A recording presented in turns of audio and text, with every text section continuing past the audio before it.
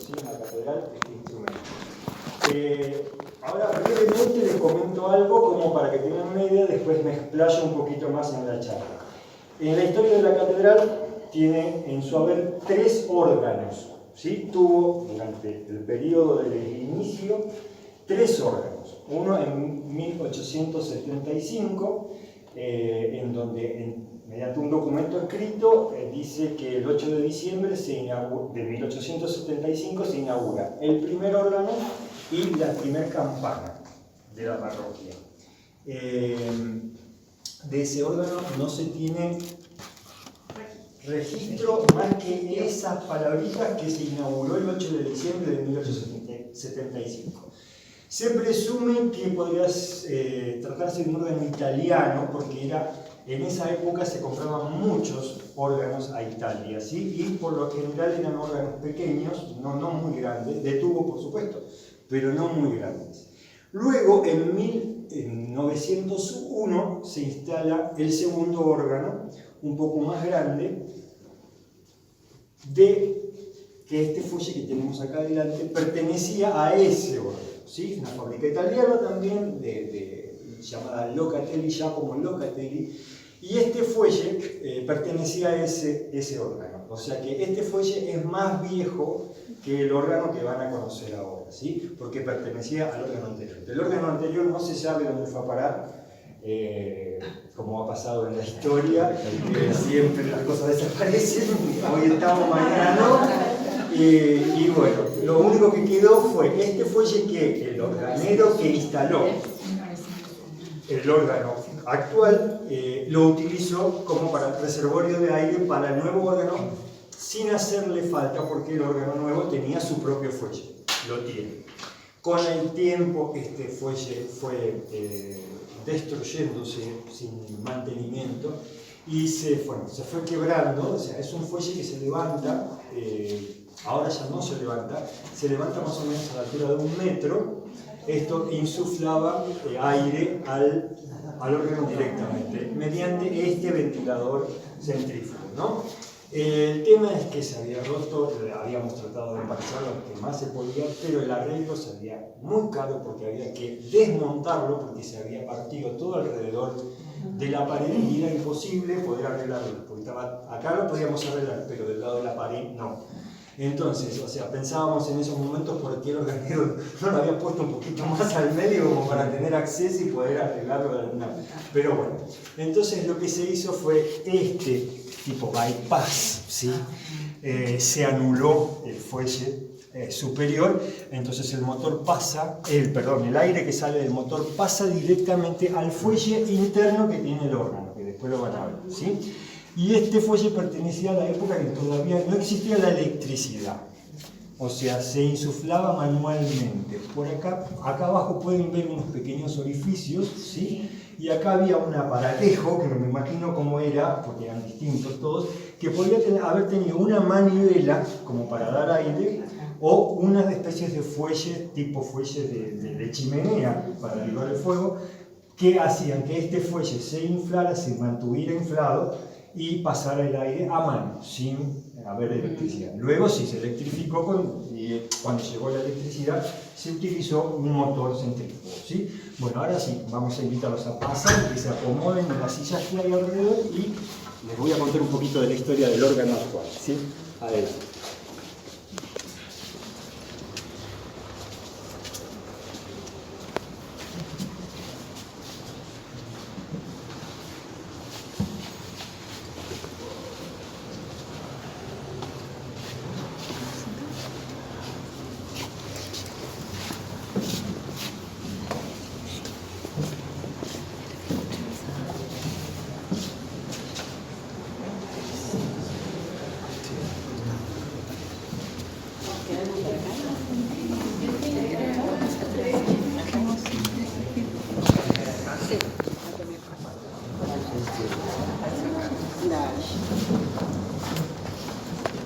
Acá está bien.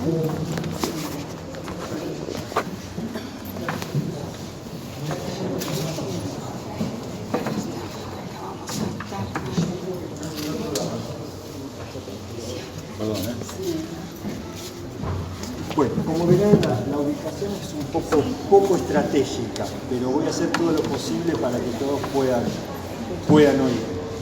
Bueno, comenzamos un poco con la historia. ¿De qué se trata? Un órgano. ¿Qué es un órgano? El órgano tiene sus inicios 3 siglos antes de la era cristiana, ¿sí?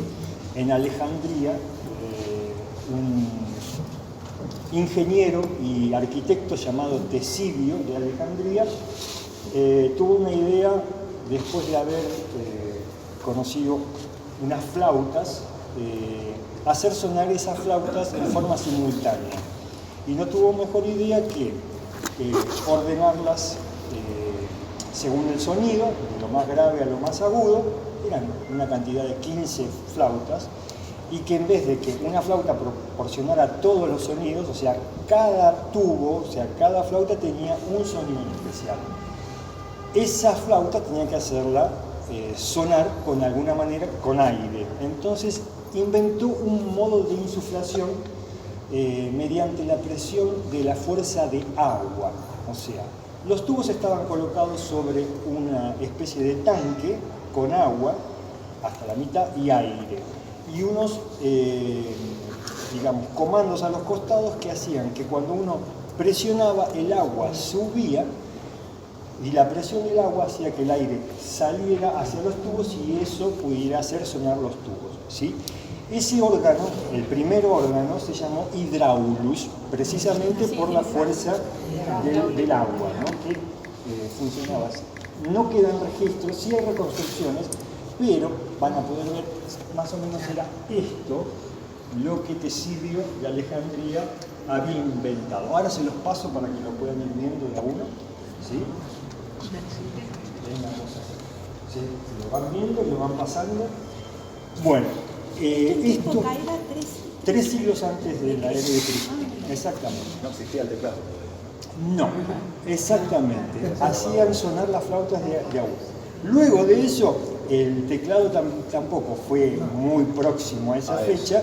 Eran un tipo de tablas que uno bajaba, tablas grandes con la mano, que hacían las veces de teclas, ¿no? Hasta que, pasado el tiempo, llegaron a acomodar para que las teclas tuvieran el tamaño para que se pudiera tocar con un dedo cada una cada una.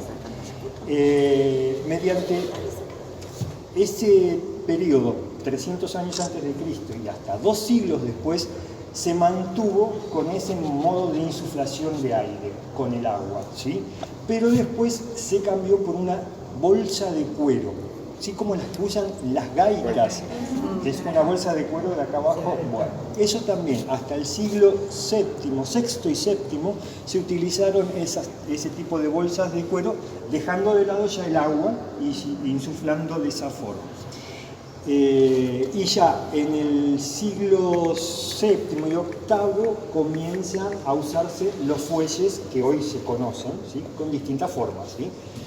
Luego de ese tipo de órganos que pudimos ver, ya estoy hablando más o menos del siglo VIII, comienzan a aparecer los que se llamaban los órganos portativos, ¿sí?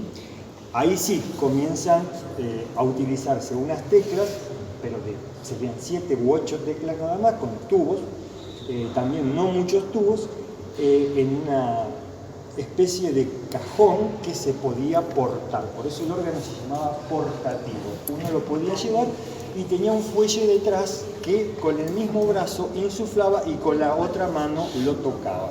Que vendría a ser esto, ¿sí?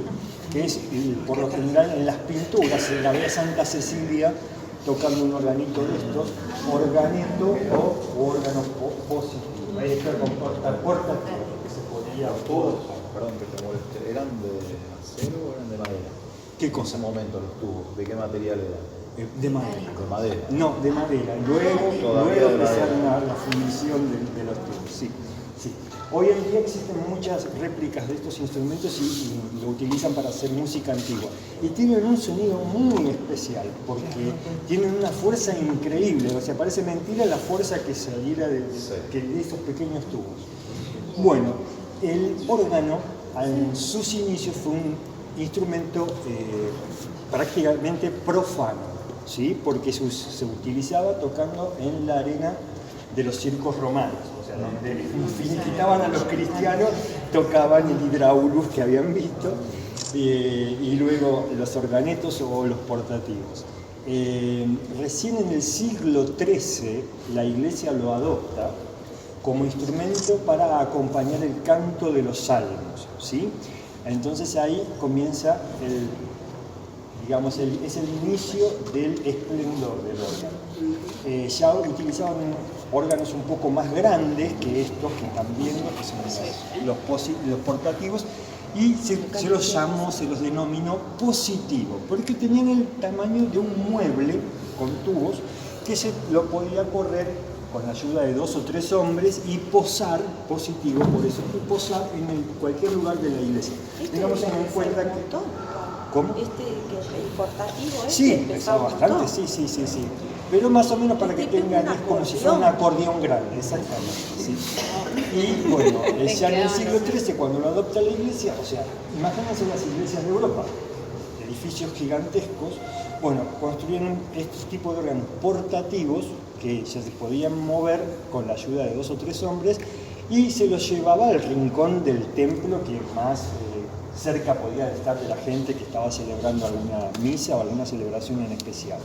Los órganos positivos son ya, como les dije, tenían una forma de mueble, una persona se dedicaba a dar el aire y la otra persona a ejecutar, ¿no? Las teclas, ¿sí?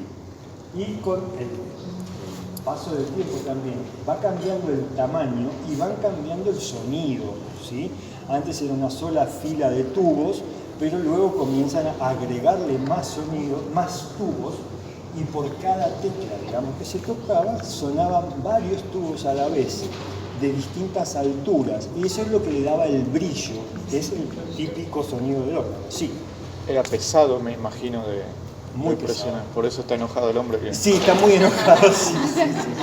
Bueno, en la época de Bach, también, en la época de Bach, cuando tenía que estudiar, primero tenían que conseguir permiso para que nos dejaran estudiar en las iglesias y después tenían que tener plata para pagarle a los fuelleros, que era lo que les daban aire, ¿no? Porque también había gente que tenía que insuflar aire manualmente a cada rato. Por eso hay órganos antiguos donde, que están en Buenos Aires mismo, que todavía tienen una palanquita a los costados que dice timbre, porque el timbre de una campana que cuando el organista tenía que empezar a tocar, sonaba esa campanita y el fuellero de atrás empezaba a dar aire para que sonara. Sí, todavía hay muchos órganos acá en Buenos Aires donde dice timbre. Y bueno, y había que pagarles bien, porque si no, no sonaba. Tengo una anécdota de una colega uruguaya que fue a Bolivia y quiso dar un concierto en un órgano restaurado, así, no con motor eléctrico, sino con fuelles, y en un pueblito perdido, o sea, la gente nunca lo había escuchado. Y bueno, les había dicho a un par de chicos que ellos tenían que dar el aire. Entonces cuando empezó a tocar, y los chicos se empezaron a maravillar de lo que estaban oyendo y se fueron a escuchar el aire, bajó, y diciéndole, no, ustedes sigan dando aire. Se quedaron así.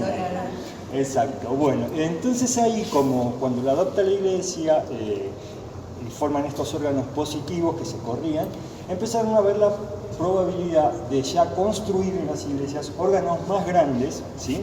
Y fijos en un lugar estratégico, que se escuchara en todo el edificio, en todo el templo. Y comienza la construcción en el siglo XV aproximadamente de los grandes órganos, ya un poquito más grandes, no tan grandes como los actuales, ¿sí? Y de ahí estamos en la parte de los órganos barrocos, donde empiezan a construirse este tipo de instrumentos y ya también le dan un poco de importancia al mobiliario, ¿sí?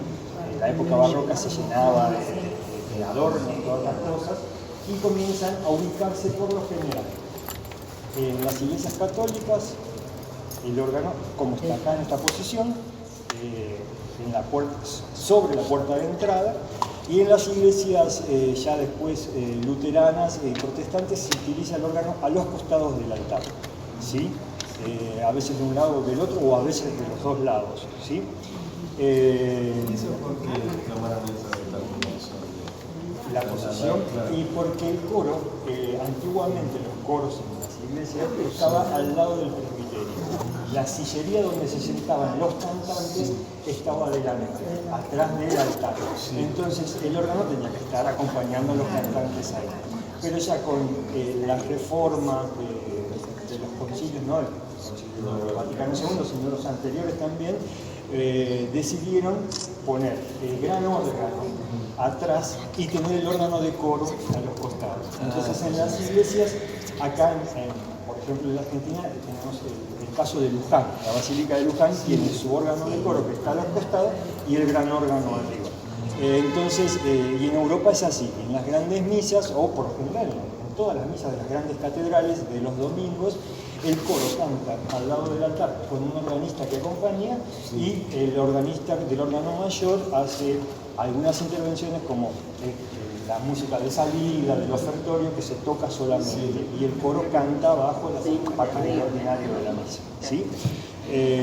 Bueno, luego, claro, es un tema muy costoso y las que podían adquirir un órgano lo adquirían y lo ponían en este lugar que abarcaba para todo el mundo. Acústicamente se escucha mejor desde acá. Sí, por supuesto. No. Acústicamente se escucha abajo. No, acá es el sonido crudo, acá sale de una manera que, o sea, está ahí, es hasta hiriente a veces según lo que se escucha, y abajo con la acústica y la mezcla, eso es un detalle, o sea, cada instrumento, digamos, acústico, o sea, fabricado no electrónico, tiene su caja de resonancia, ¿no? El violín, la guitarra. Bueno, la caja de resonancia de un órgano de tubos es el recinto en donde está ubicado, ¿sí? Este órgano puede estar ubicado en un salón, no sé, de 10 metros y no va a sonar para nada como suena acá, o sea, porque va a sonar cortante, no tiene, como se dice, reverberación, no tiene, exactamente, sí. Irónicamente, se hizo primero la arquitectura y luego el órgano, y en realidad es como que tuvieron que adaptar la acústica, yo creo, a la arquitectura que había, para que pueda ser armónico. Por supuesto, o sea, cuando se pide un órgano a algún lugar, o sea, vienen los ingenieros de la fábrica y hacen los estudios de la acústica, entonces saben cuántos registros, ahora lo van a ver, son los distintos sonidos que tiene el órgano que uno puede elegir. ¿Qué cantidad de registros para una catedral enorme puede haber? ¿Cuál es el mínimo de esos registros? ¿Qué presión tiene que tener el aire para que suene? Porque, o sea, un registro puede sonar, por ejemplo, un registro de flauta. Puede ser una flauta muy suave o puede ser una flauta de alta presión porque va a ser para una catedral, que el organista la va a escuchar, que le va a volar la nuca acá arriba, pero abajo se va a escuchar normal, se va a escuchar bien. O sea, por eso hay que hacer estudios físicos del lugar antes de poder instalar un órgano. Bueno, en ese periodo barroco, como vieron en la hojita, empezaron a destacarse los grandes músicos como Dietrich Buxtehude y Johann Sebastian Bach, que empezaron a ver el órgano como un instrumento riquísimo y empezaron a componer y fue el momento de mayor esplendor. Luego en el clasicismo la música da un vuelco y se vuelca más hacia la música del teatro, de la ópera, y no le dan mucha importancia los músicos del clasicismo, que es muy lamentable, al órgano. Solo se remitían a componer para órgano para las músicas religiosas, las ceremonias religiosas y nada más, no otro estilo de cosas. O sea, Bach componía para la música religiosa, pero también grandes preludios y fugas, tocatas y cosas que podían ser tocadas en concierto. Pero en el clasicismo no le dieron mucha bolilla. Estamos hablando de compositores como Beethoven, Mozart, Schubert, que sí, incursionaron un poquito, pero no, y escribieron un par de cosas, pero no son los mismos compositores del piano o de la orquesta, no tienen la misma riqueza, porque no estaba de moda exclusivamente. Lo que sí vale la pena decir es que Mozart, luego en una carta dirigida a su hermano, una noche que probó un órgano en Salzburgo, le decía tengo en mis oídos al órgano de tubos como el rey de los instrumentos. O sea, habiendo conocido los instrumentos que Mozart conocía, lo catalogó como al órgano como el rey de los instrumentos. Y luego en el periodo romántico, ya casi el último de lo más importante, Mendelssohn recupera por accidente la Pasión según San Mateo, la Pasión según San Mateo de Johann Sebastian Bach, que la encuentra en una biblioteca, como diciendo, ¿y este fulanito quién era?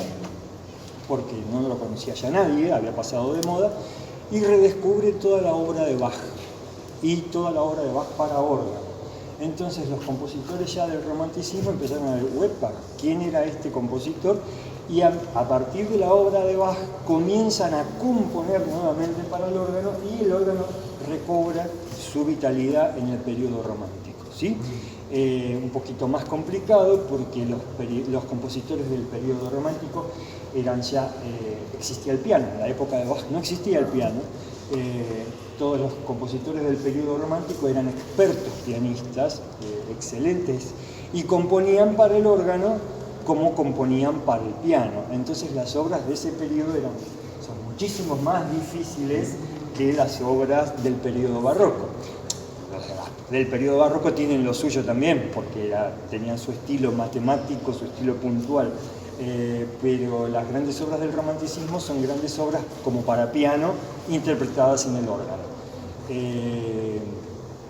Bueno, y así resurgió nuevamente el movimiento. Sí. ¿Qué limitaciones tiene el órgano con respecto al piano en cuanto a la dificultad técnica que usted dice que es más complejo? Bueno, primero tenés que... lo único que se asemeja con el piano es que tiene teclas. Sí. Eso es lo único que tienen que ustedes pensar cuando dicen, ay, vas a tocar el piano. No, es un órgano. No entiende la gente porque tiene teclas. O sea, es lo mismo que dijeran, toco el acordeón porque tiene un teclado, es el piano. No tiene absolutamente nada que ver. Tiene mucho menos teclas que un piano, pero tiene más teclados. Y a su vez tiene dispositivos que me dan sonidos más agudos y más graves aún de los que tiene el piano. Y los puedo reunir yo en el medio. O sea, teclado quiere decir que tiene como dos, como si fueran varios pisos, como dice la gente que no, sí, varios pisos. Y encima tenemos un teclado que se toca con los pies, la pedalera. Son una serie de casi de 30 pedales que se tocan los pies, que son como las notas do, re, mi, fa, sol, la, si, do, pero para tocar con los pies, que están por lo general designadas para dar los bajos, los sonidos más profundos del órgano. Aunque hay, sí. Perdón, no, por favor, estamos acá. No grafico 30 pedales al que maneja Dos pies. Vení. Ahora lo van a ver. No, lo creo, sí, pero... 15. No sé,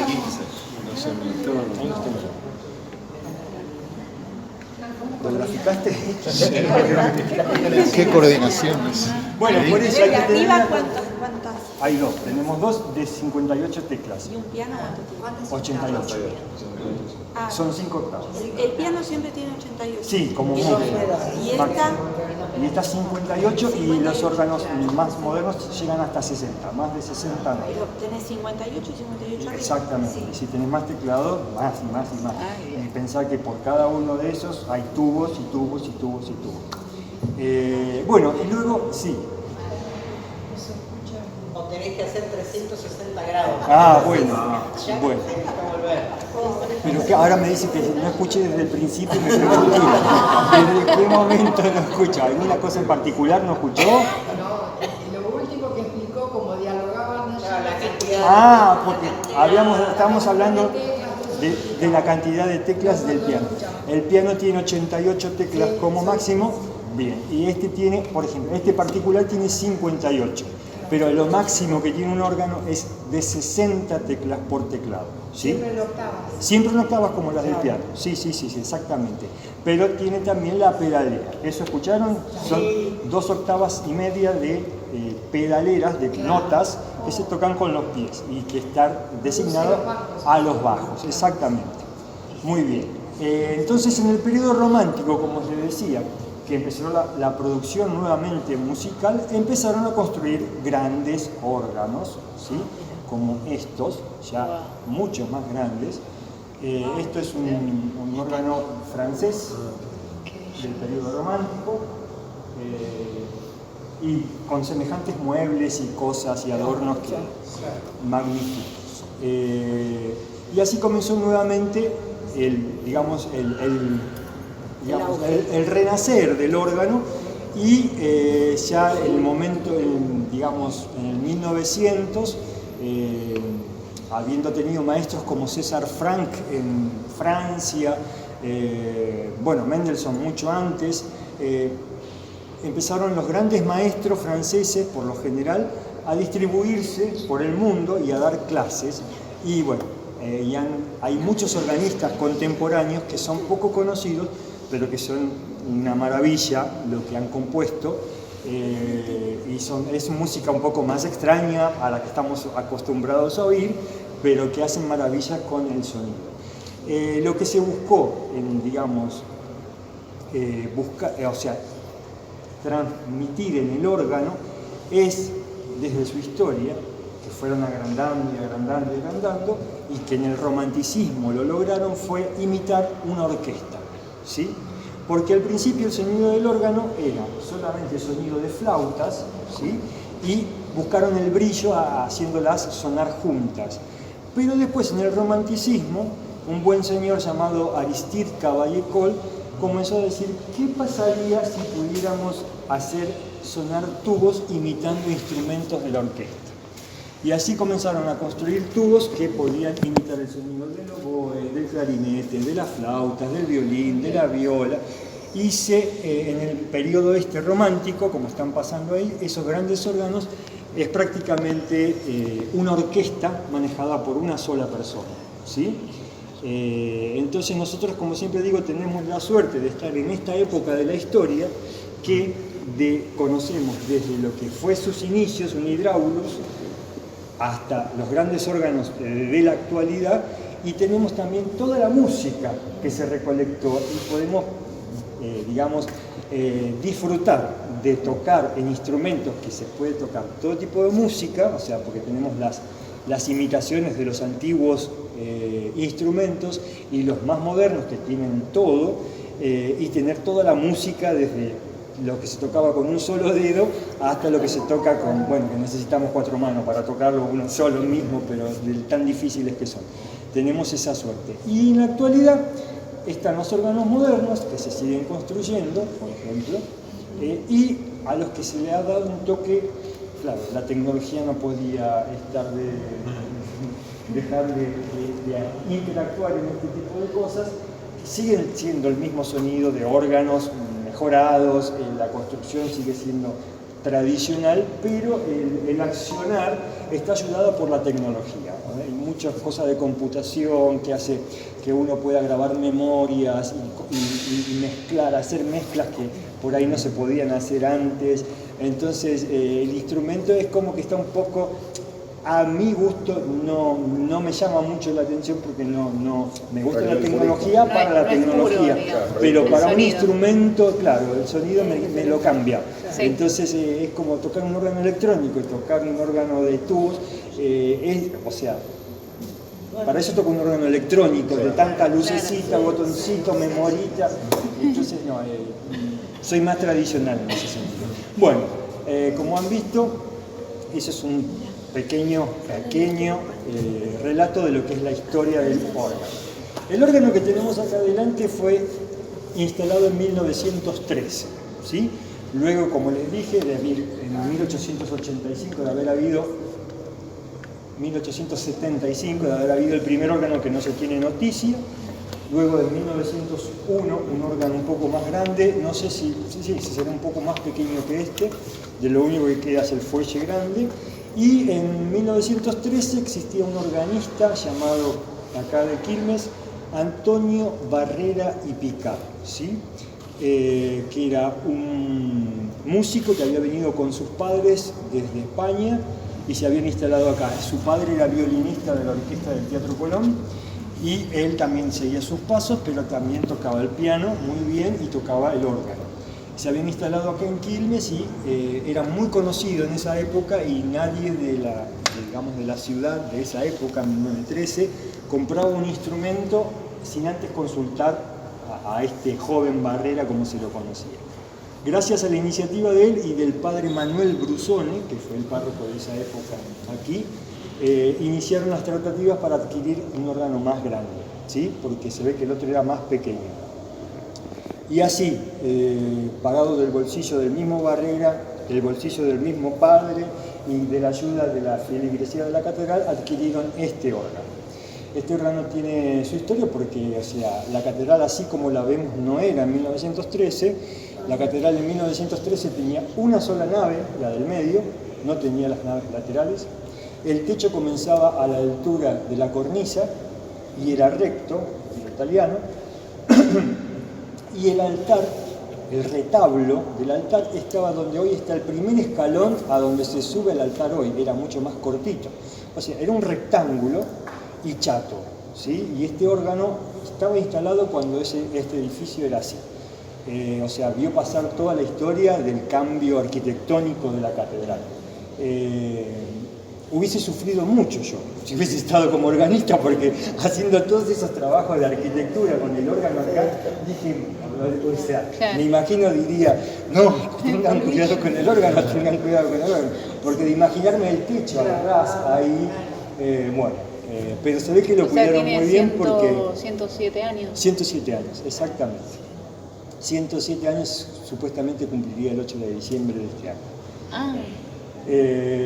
Y bueno, y se instaló este órgano gracias a Barrera y Picard, y lo único que no conserva de original es lo que falta acá adentro, que era un sistema de organola, ¿sí? Que eran como los pianos que tenían la pianola para tocar solos con rollos. Bueno, era organola. Eso se tenía cuando no se tenía gente que supiera tocar el instrumento, entonces se ponía, por ejemplo, en un casamiento, en un casamiento se ponía el rollo de la marcha nupcial y se apagaba, sonaban los tubos solos, o sea, porque era como una caja musical que daba vuelta y hacía entrar aire a los tubos que... sí. El primer karaoke. Exactamente. O sea que este órgano en realidad estaba en otra posición, en otro lugar geográficamente, dentro de... el órgano estaba siempre en este mismo lugar. Pero no era chato el... Sí, pero ahí cortaba. Estoy arriba, cortado. El sonido era completamente diferente. Claro, O sea, claro, no sí. se escucharía nada, o sea, se escucharía muy poco porque no tenía... A eso me refiero, no espectro tenía... como para expandirse el sonido. La bóveda y las naves laterales hizo como que el órgano sonara el doble de lo que sonaba. ¿Y eso cuándo se construyó? En 1935 comenzaron a construir eso. Y esto está de 1913. Lo taparían todo para no ensuciar. Sí, me imagino que sí, porque después de saber toda la historia, yo me meto dentro, los tubos están muy bien cuidados, está todo muy bien cuidado adentro. Lo único que sí tiene suciedad, que ahora en esta última etapa de restauración, porque el órgano está en restauración, estamos en la última, viene la limpieza general, que hay que limpiarlo todo ahí. Tenemos tierra desde 1913, seguramente, porque también es histórica. Bueno, ahora comenzamos a escuchar un poquito. ¿Por qué lleva el nombre?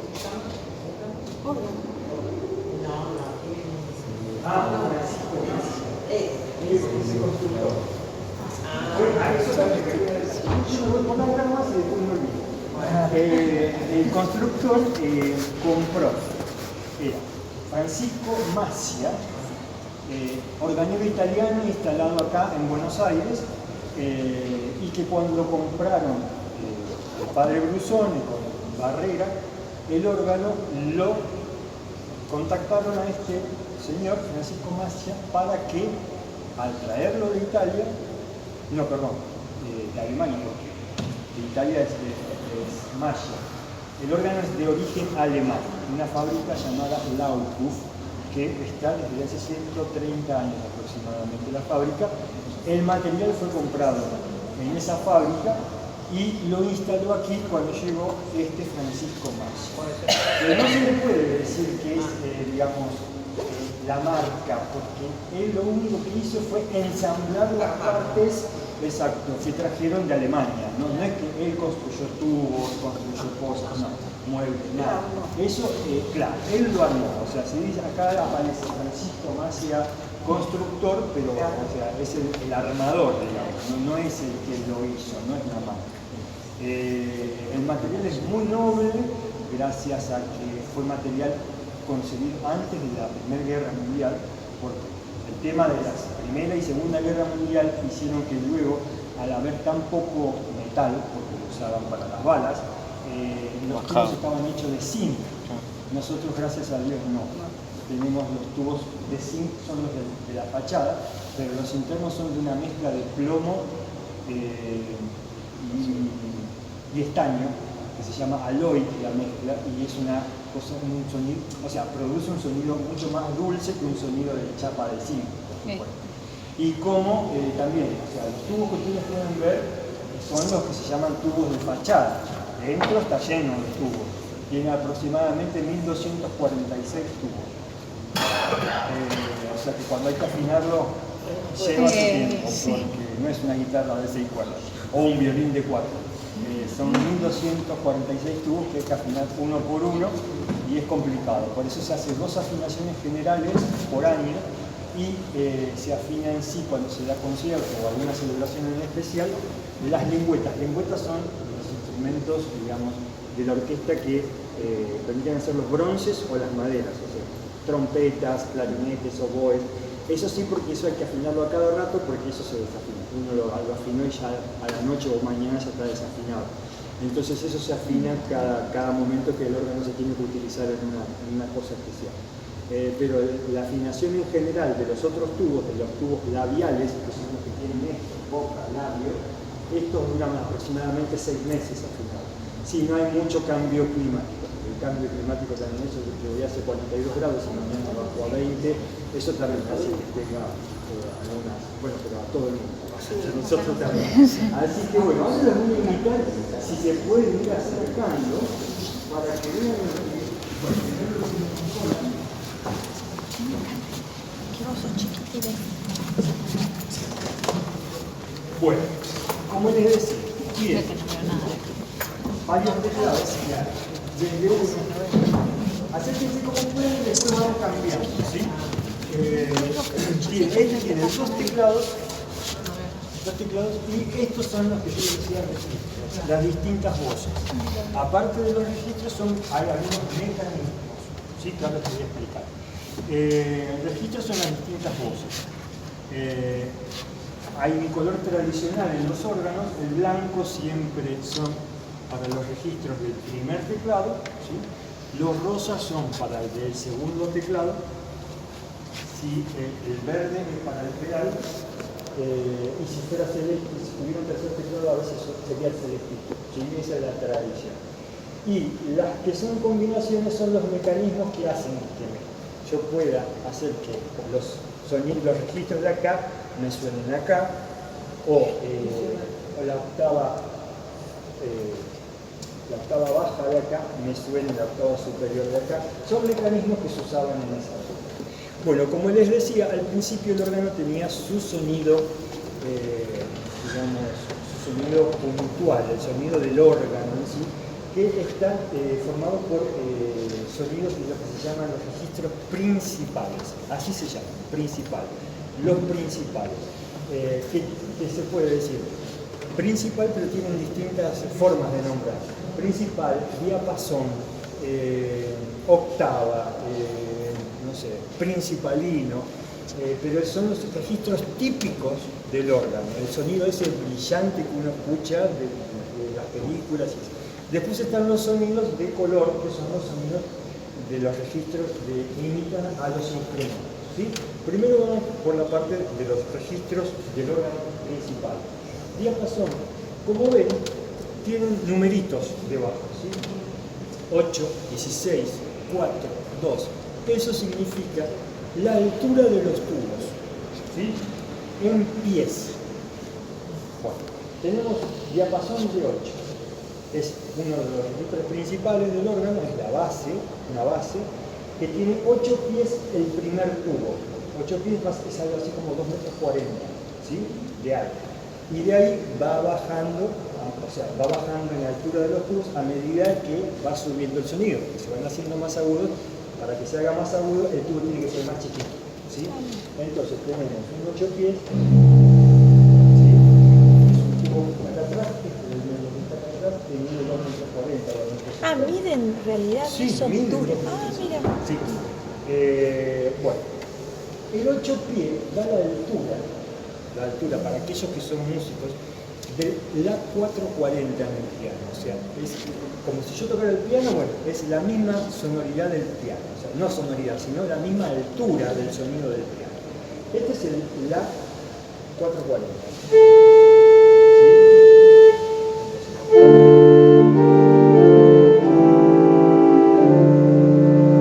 Sí. Pero bueno, tenemos la ventaja de que tenemos un registro principal de 4 pies. ¿Qué me está diciendo eso? Que me está subiendo, es la mitad de 8. O sea, el primer tubo, en vez de 2,40 m, va a tener 1,5 m y 1,20 m. es la mitad. ¿Qué me va a dar? La mitad del sonido, o sea, el sonido más alto. ¿Entendés? ¿Entendemos esto?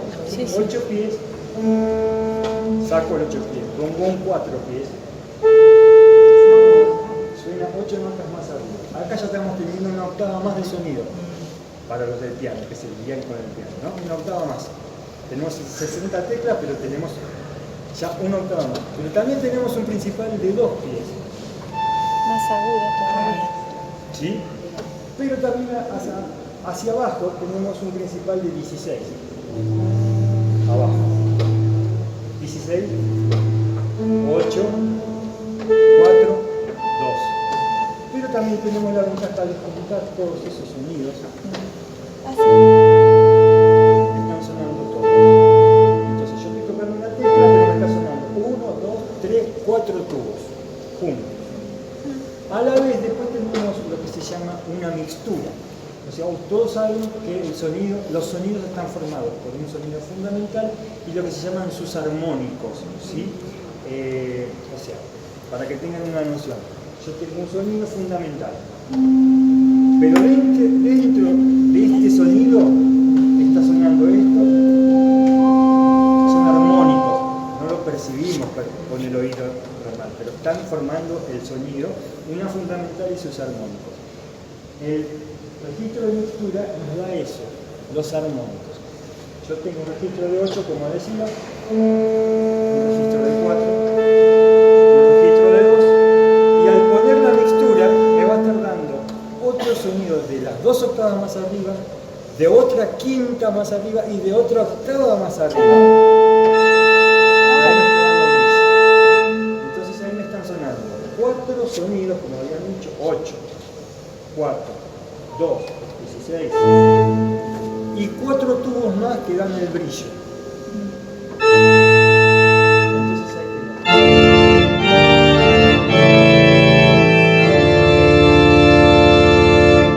¿sí? Y eso es lo que tenemos que antes.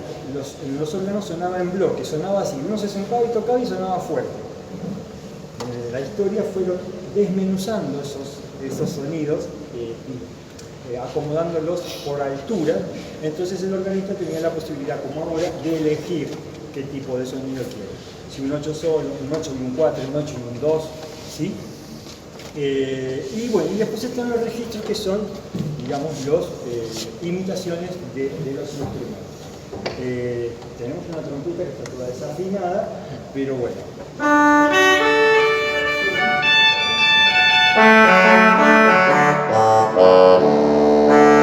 Sí, una trompeta. Tenemos una flauta, que acá se llama bordón.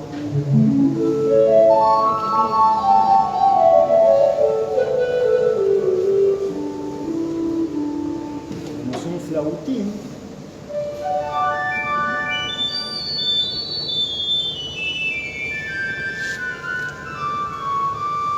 Después tenemos un oboe.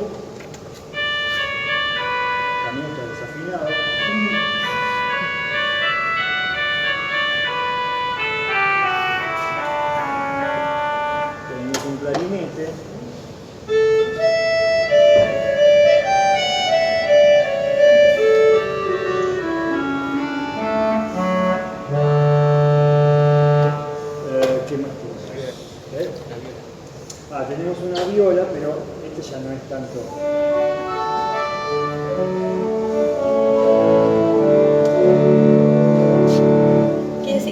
que la idea era imitar no solo instrumentos de viento, sino también de Los cuerdas. instrumentos de cuerdas también, exactamente. Y la familia de los registros se dividen en 5 familias.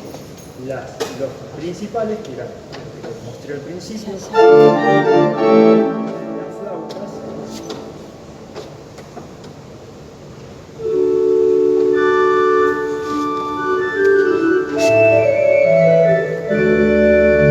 las cuerdas,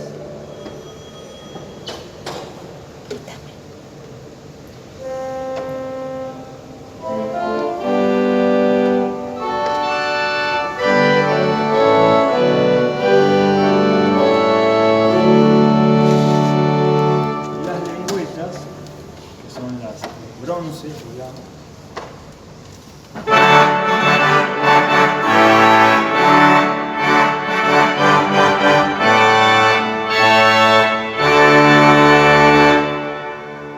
Y después, ¿qué más tenemos? Los alícuotos, que acá tenemos uno solo. ¿Qué son los alícuotos? Son precisamente lo que les explicaba, los armónicos de los sonidos naturales. O sea, si yo tengo por ejemplo, do, poniendo un registro alícuoto que se llama nasal, dos tercios de pie y del primer tubo, me está dando la quinta, me va a dar esto, me va a dar este sonido en esta misma nota. Un poquito más suave. Y se utilizan para hacer melodía. Que son una fundamental y una quinta. ¿Sí? Bueno, ¿alguna pregunta? Ah, bueno, los pedales, no me olvidé.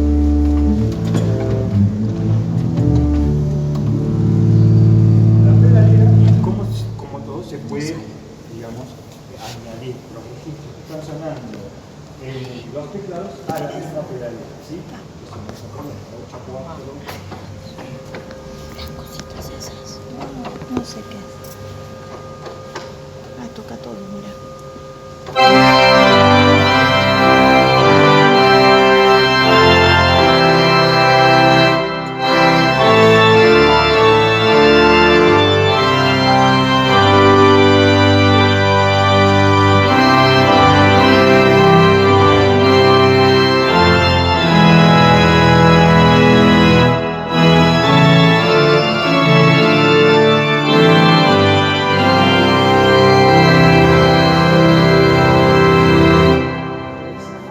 Todo el sonido del órgano en el primer teclado y en el teclado.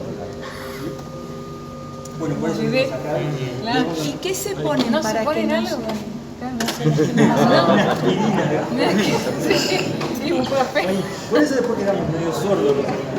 No, pero en serio no se ponen No, nada. No, es que un momento cuando terminó. Porque como vos que no- sabés lo que tocas. No pueden. Algo es insalubre. sí, bueno. Pero la Hay que decírselo al padre Oscar. Sí, no te hagas problema que le vamos a decir. Yo tengo una consulta que creo que tal vez varios se la hagan. Es que cuidemos a este hombre, por favor. Vale oro. O sea, lo que sabe este hombre, el órgano sin él, o sea, esa sabiduría, en serio, esa sabiduría se transmite, digamos. O sea, hay otro. Ah, ok. A mí me lo transmitió mi profesor, Claro, también o sea, 10 años mayor que yo, que es el organista de la Catedral de Buenos Precisamente todo lo que hay que saber. O sea, Es impresionante. No es, uno dice tocar un Es órgano. impresionante. No pensé que era tan. Es mucho. Claro. Pero es hermoso. También tenemos la posibilidad de tocar todo tipo de música. Entonces no es solamente está la partitura, sabes de música, te sentás y tocas. Ah, suena lindo con esto. No, hay que saber en la época qué se utilizaba para tocar ese tipo de música, qué sonidos se utilizaba, cómo se interpretaba. Porque en el barroco, por ejemplo, se toca lo que se dice de la forma non legato. Non legato quiere decir no ligado. Entonces suelto, es como si solamente se tocara con un dedo a la vez, tiene que dar ese efecto. O sea, por ejemplo, la fuga en re menor de Bach.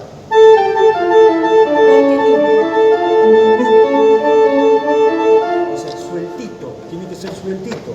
Entonces, un organista tiene que saber que en el barroco las obras se tocaban de esta manera.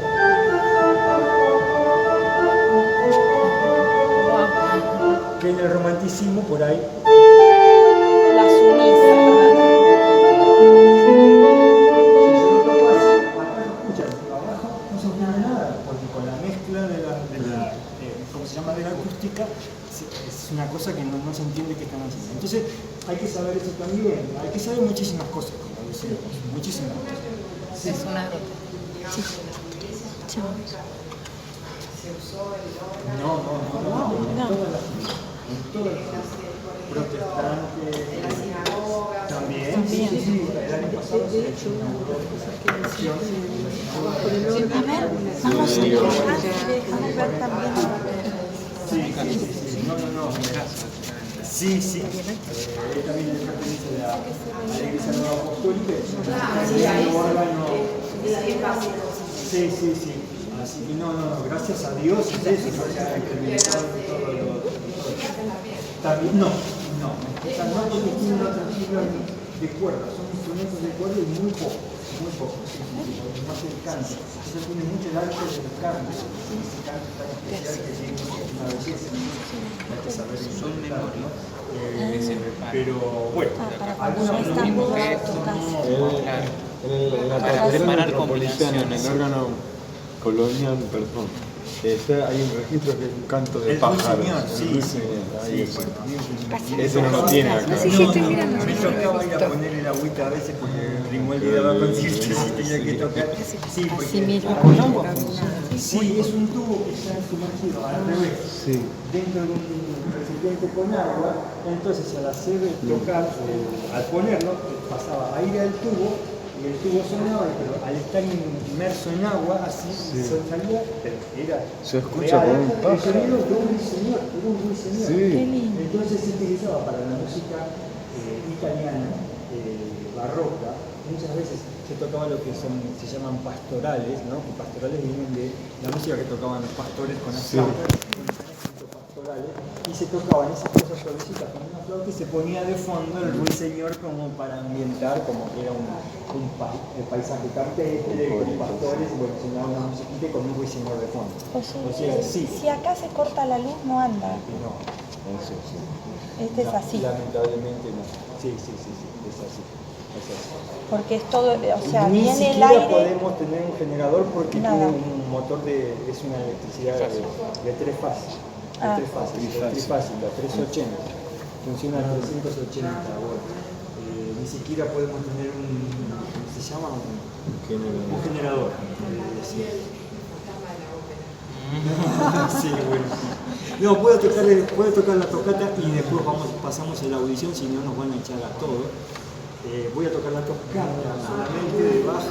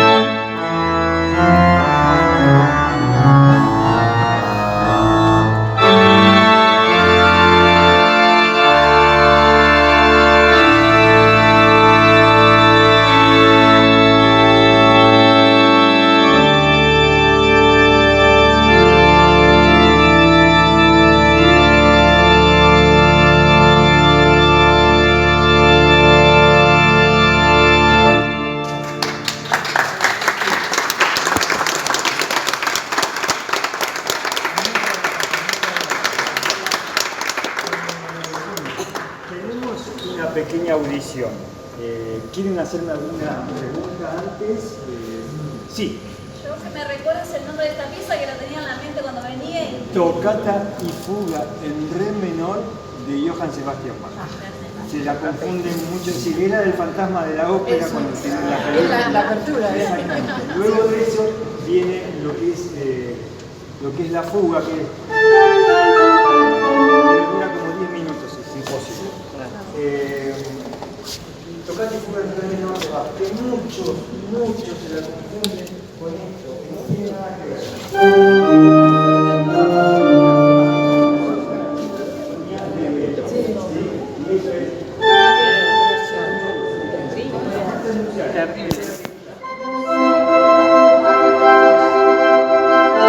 Los órganos habrán en París, será el más Bueno, ahora entonces, ¿alguna pregunta más? ¿No? Bueno. ¿Cuándo tenemos otro compromiso? Gracias por venir. No, por favor. ¿Cuándo se usa lo de los casamientos, en la misa? Siempre a todas las misas, a todos los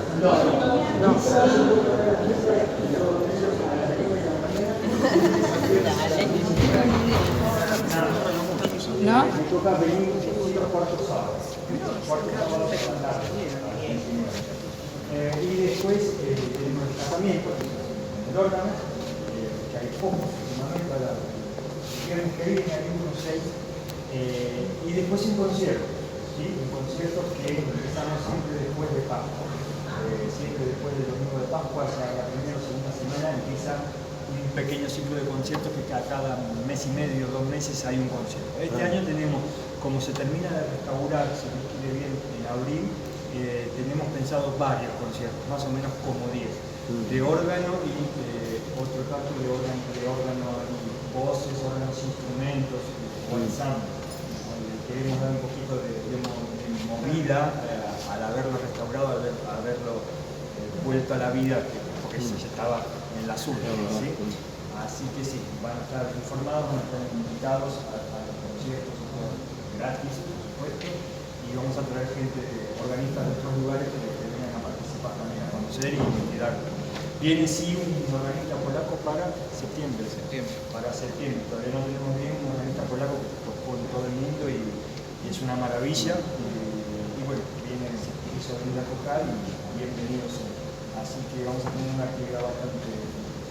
Ahora voy a hacer una pequeña audición de 3-4 horitas para que más o menos se escuchen los distintos timbres y les voy a ir anunciando un poquito de qué se trata cada uno. En primer lugar, bueno, de André Camprat, que era un organista francés del periodo barroco, fue un compositor que se desempeñó como maestro de capilla de la Catedral de Notre Dame. Estamos hablando más o menos en 1680, y luego se dedicó al mundo teatral, donde logró un puesto como director de la Ópera de París. Vamos a escuchar de un rigodón. El rigodón es una danza de origen francés de los siglos XVI y XVII y cuya invención se atribuye a un tal Rigaud, por eso viene de Godón su nombre. Se puso de moda en el siglo XVII y se lo incorporó en los espectáculos escénicos. Que escucharán costas de 3 partes, la última similar a la primera y es un carácter vivo y alegre, ¿sí? Rigodón de André Camprat.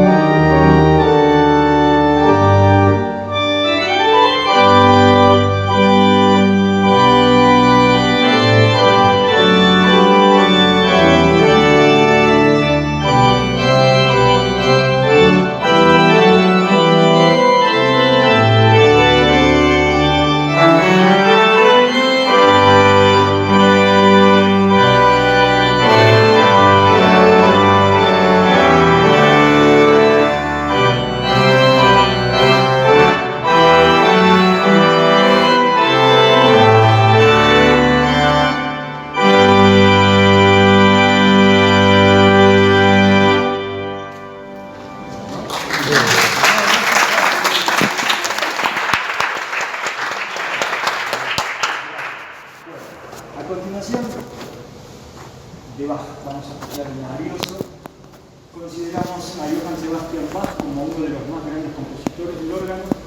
A través de casi 300 obras para este instrumento nos ha dejado un legado más que importante.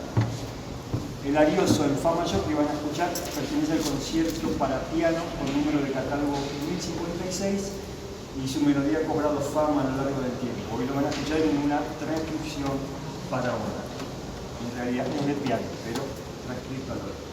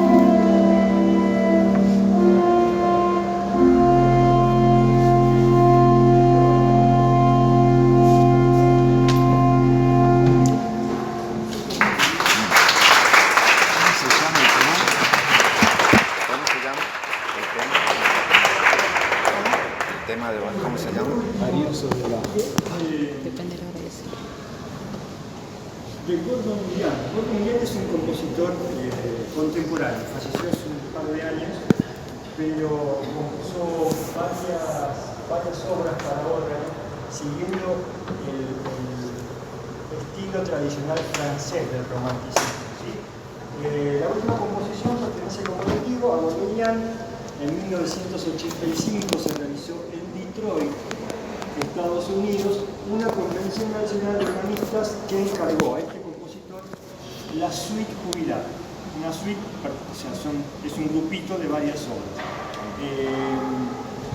Esta obra está compuesta por 3 partes y en esta ocasión van a oír la toccata Carillon, que es la final. Y tiene un tema melódico épico con notable influencia del estilo francés, que las toccatas y carrillones que se escribieron en París a finales del siglo XIX, con un carácter triunfante y brillante hacia el final. ¿Sí? O sea, de Gordon Millan, la toccata Carillon.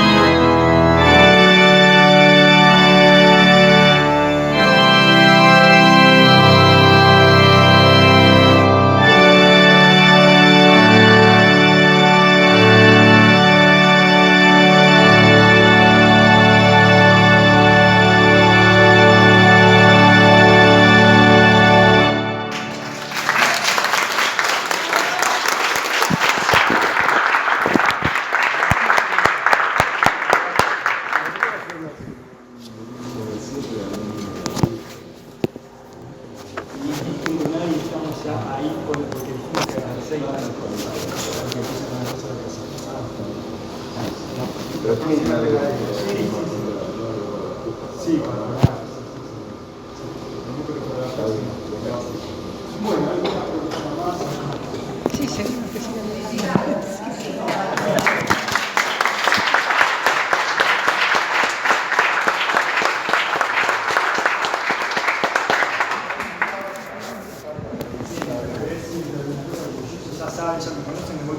Escucho la mitad de lo que dice, que no me imagino Ahora lo tocando. escuchamos nosotros. Por el sonido, por el... No, sonó porque fuerte. al estar de este De lado, aquel acá lado, se escucha sí, poco. no es un problema. No. Qué bueno, no. Ahora sí, Vamos bueno. a seguir con las visitas. Aquellos que quieran volver a participar pueden hacerlo. Y digo, me voy por las ramas siempre hablando. Siempre hay algo nuevo que sale y charlamos, ¿no? Hemos estado desde el año pasado, hemos hecho 5 o 6 visitas y cada una ha salido distinta y todas hermosas, o sea, con una riqueza muy linda, porque lo que preguntan ustedes también tiene mucho que ver y por ahí vamos. Entonces es eso, y la gente tiene curiosidad y quiere. Lo tiramos el año pasado, bueno, vamos a ver, hacemos una visita guiada a ver quién. El primer día, la primera visita, teníamos todo ocupado, en 2 días ocupamos las 30 plazas que hay. Y siempre fue con cupo a tope, así que estamos contentos. Lo tiramos con una idea y salió muy lindo. Y después la gente se va comunicando y se lo va diciendo y se va enviando. Así que en marzo va a haber otra. Estén atentos, sale en la página de Facebook de la Catedral. Me buscan a mí, José Luis Bella en Facebook, me pueden encontrar y ahí está. ¿Cuántos órganos hay en el país? En el país. Sí, bueno, bueno. No, sí, en el país debe haber alrededor de unos 500 aproximadamente. ¿Y el más antiguo dónde está? El más antiguo que funcione. Jujuy. Sí, pero es un órgano tan antiguo y chiquito que creado por los aborígenes cuando vinieron los jesuitas, o sea, de construcción aborigen, que es parecido a los organetos que uno dice, ¿sí? Pero es un poco más grande, ¿no? 2 hileras o 3 hileras de tubos así, con un teclado, un solo registro o 2 registros que se lo podían correr a un lado a otro. Está funcionando. Está así porque lo restauraron. Aproximadamente estamos hablando del 1600 por ahí. Wow. Y después está el otro, que más o menos 1700 y algo, el colonial de la catedral, ¿sí? Que está en la catedral metropolitana, que también no se sabe si lo hizo un organero francés llamado Louis Joubert, y estaba en lo que era eso, un hospital, Santa Catalina, que es donde estaba la iglesia de San Pedro Telmo, ¿sí? San Telmo, y estaba en una baranda de la capilla del hospital, muy especial, porque tiene una fachada de un lado y del otro, quiere decir que lo tenía en un rincón como para que se viera de un lado y del otro, y tiene el teclado y tiene tubos arriba y de un costado. Es muy lindo instrumento, está pintado, parece gótico, el color es un celeste marmolado, pero celeste y rosáceo, pero es el color original, porque hicieron una prueba y era el color original. Y ese es el segundo más antiguo. ¿Sí? ¿La madera es cualquier madera o algo? Para los tubos, para el mueble no. Para el mueble puede ser cualquiera, pero progresista. Y para los tubos, de los que no les mostré, como último le voy a mostrar los tubos.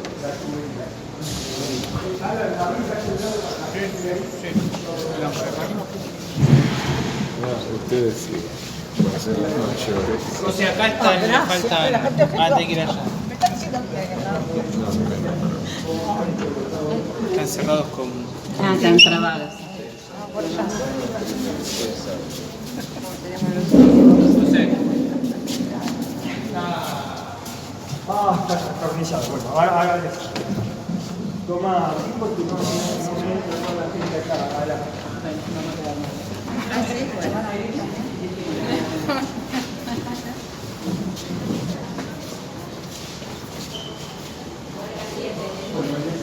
Más o menos. Tubos que están acá adelante, de la fachada. Tubos de servicio que todo el servicio de esa caja, que tiene una persiana para poder hacer un matiz bien o sea, son los efectos más suaves, y yo con un grado de aire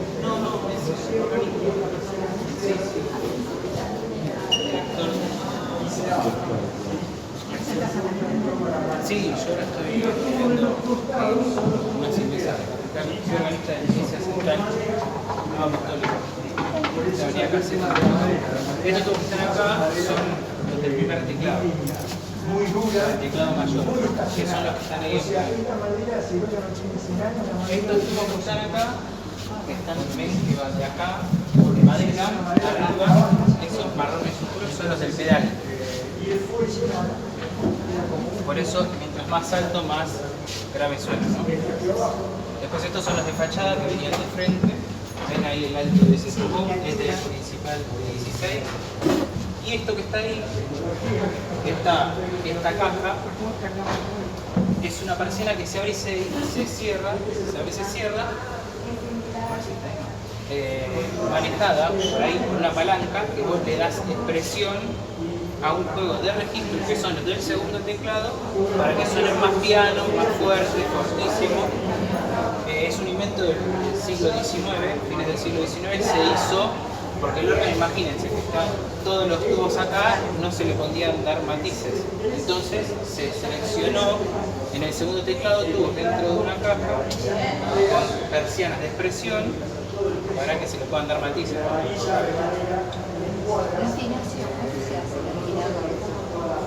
Se afina a la altura del 4 pies, la altura del principal de 4, uno desde la consola y otro de acá, claro, que tiene va tocando las teclas y el otro va hasta adentro afinando de los afinadores que están acá.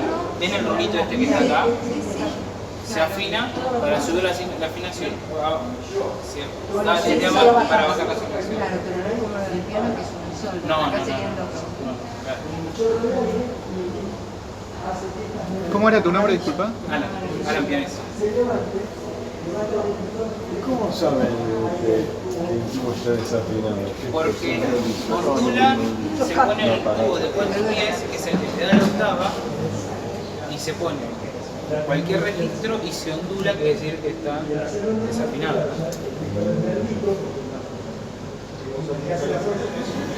No hay algún instrumento electrónico. Claro, es por tubo, se afina.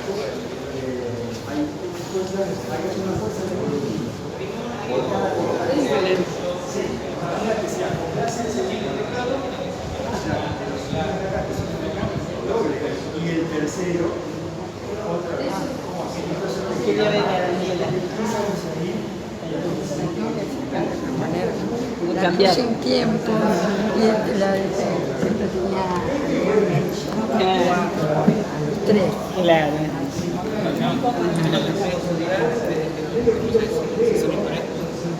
Es una partitura que es diferente a la piano. Tiene cabeza, clave fa y clave fa para volar, y si continuaba era para Sufre, porque no es disillero, no es disillero.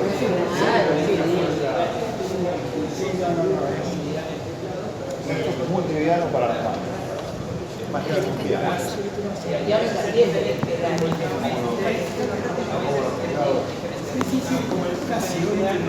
Claro. Igual tiene su... Sí, tiene peso, pero para eso, ¿no? Porque cuando uno está acostumbrado a tocar un instrumento, un piano o algo, tenés que tener. La tecla tiene atrás un peso de metal para darle ¿Qué son? ¿De marfil? No, este es plástico. De Buenos Aires sí. ¿Ya en esa época había plástico? Sí, no sé qué plástico. No sé qué plástico. Pero marfil sé que no. Vamos a ver. Sí, ahora me hice duda, porque ahora tengo que averiguar qué clase de... O sea, vos estás seguro que no es marfil. No, seguro que no. Sí, porque tengo instrumentos claros, se van a jugar.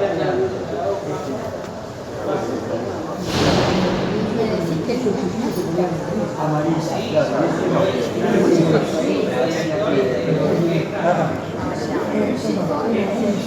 Sí, no, por favor.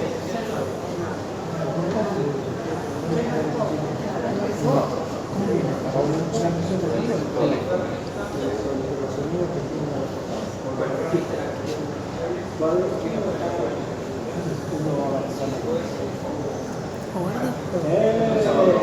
no es un pedal que sube el volumen, no. Uno tiene que saber cuáles son los errores y ir creyendo con eso y después volver. Saliendo de acá, que venga. Tiene un mecanismo para abierta, exacto, la última etapa de la vida que se llama creyendo. Por eso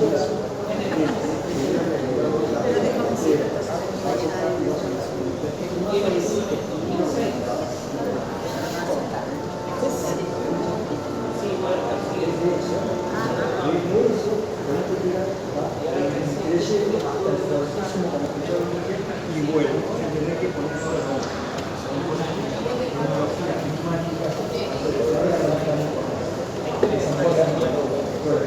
una memoria, yo tengo acá una elección de partidos, pero quiero que tal parte de la partitura cambie a otra con combinación libre y me suena lo que yo puse acá arriba. Y después vuelvo al inicio. Es una memoria que hace 107 años. Es una memoria que se graba. Ya lo pensaron en eso. Exacto. La idea Es una de... memoria. Y después tiene combinaciones finas. Registros agrupados en pianísimo, los más suavecitos, en piano, un poquito más, mezzo forte, para sacar igualmente y la prueba de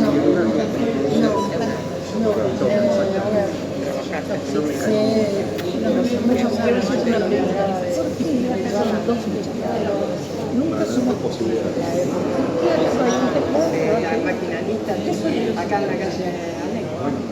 se logra La década del cine.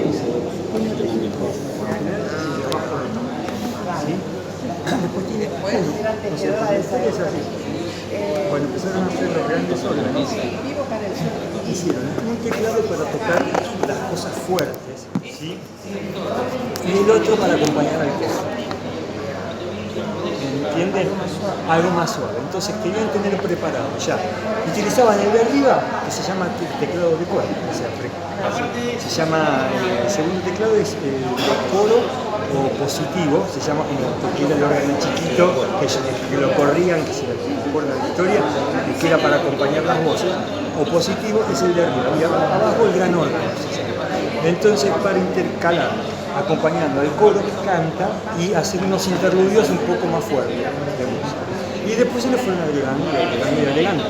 Hay otros teclados que tienen los teclados de solo, los registros de solo, que por ahí tienen una trompeta tipo fanfarria, de alta presión.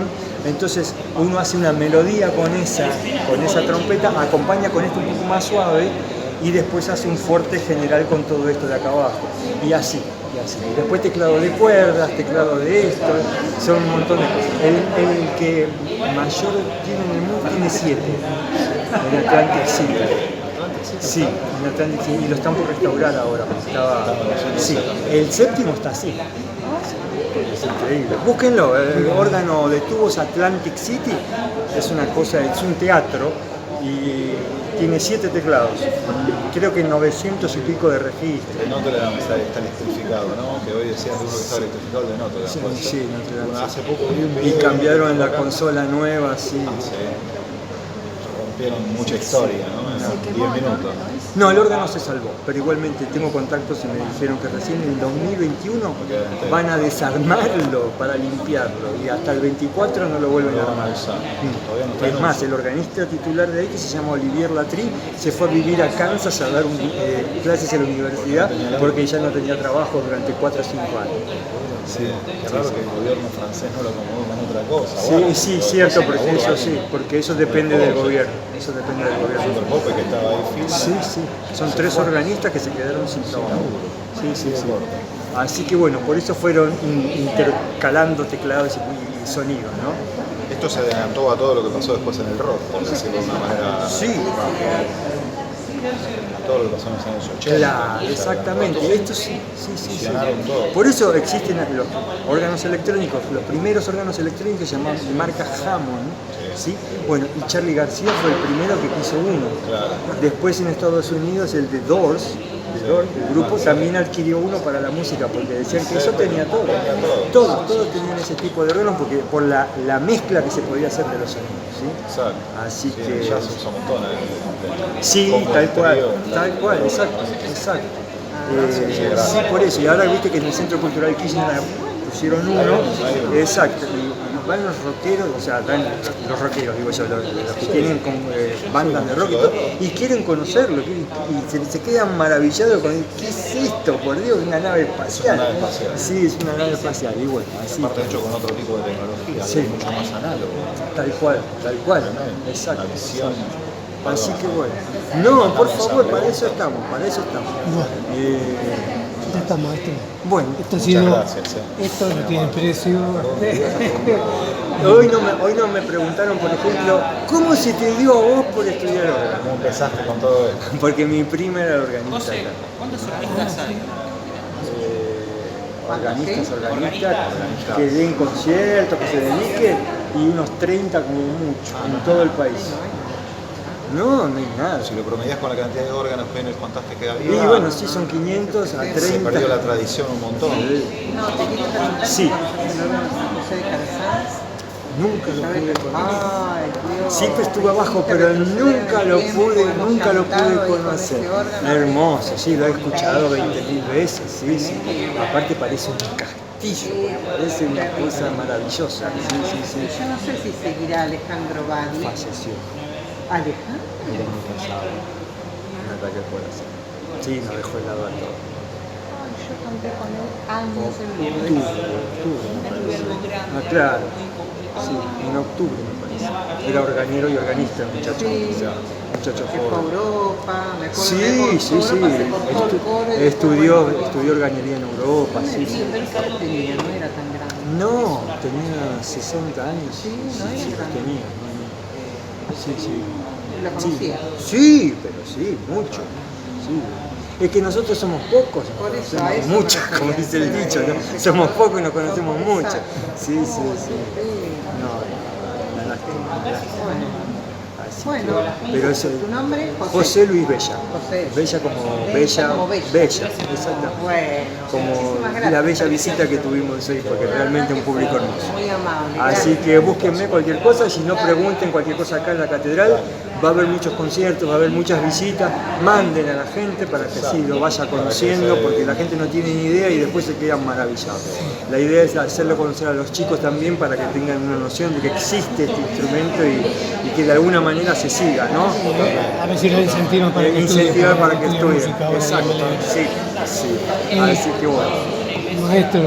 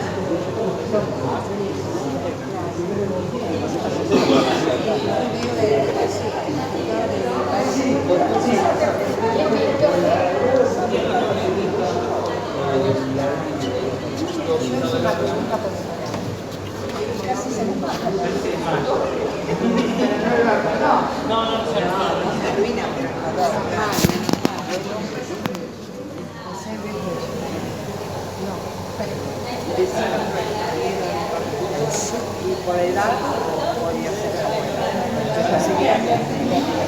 Sí, 50. bueno, sí.